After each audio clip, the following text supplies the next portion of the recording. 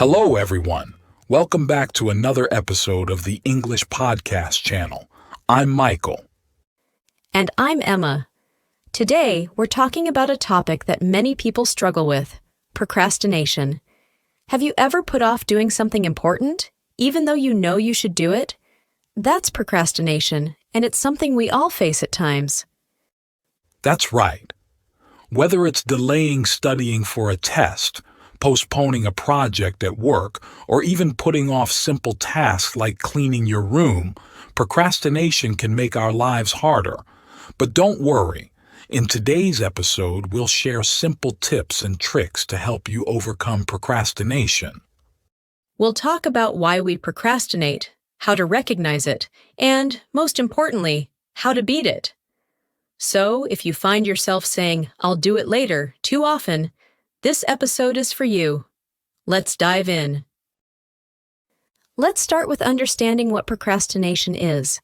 Procrastination is when you delay doing something you know you need to do.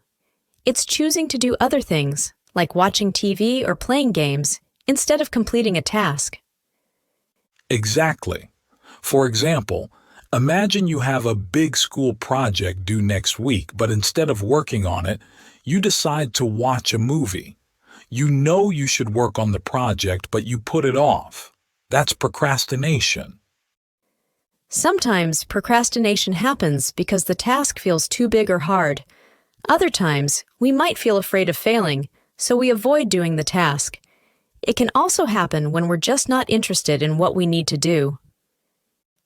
Procrastination isn't just about being lazy. It can be caused by many things like feeling overwhelmed, having low energy, or not knowing where to start. Segment 2. Why do we procrastinate? Now, let's talk about why we procrastinate. One big reason is fear.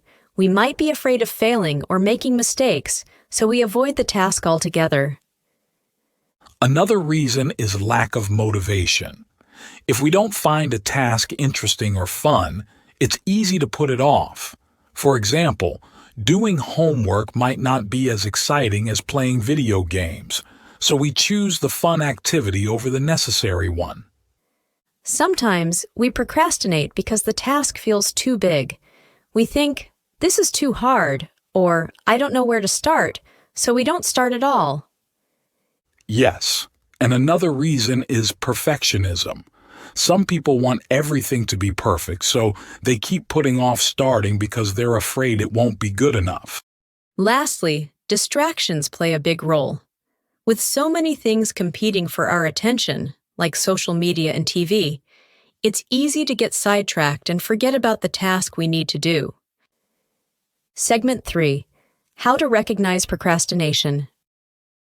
Now that we know why we procrastinate, let's learn how to recognize it.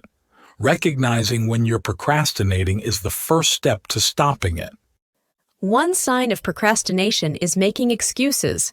For example, saying, "I'll do it tomorrow," or "I work better under pressure," are common excuses we make to avoid doing something. Another sign is doing less important tasks instead of the main task. For example, you might clean your desk or organize your files instead of studying for a test. Feeling guilty or stressed about not doing the task is another sign. If you're worried about not finishing something, but still not doing it, you're probably procrastinating. Also, if you find yourself always rushing to complete tasks at the last minute, it's a sign that you're procrastinating. Segment 4. How to overcome procrastination. Now, let's get to the important part, how to overcome procrastination. Here are some simple tips that can help. First, break big tasks into smaller ones. If a task feels too big, divide it into smaller, more manageable parts. This makes it easier to start and finish. Second, set a deadline for yourself. Even if the task doesn't have a set deadline, give yourself a specific time to complete it. This helps create a sense of urgency. Third, use a timer. Set a timer for 25 minutes and focus on the task during that time.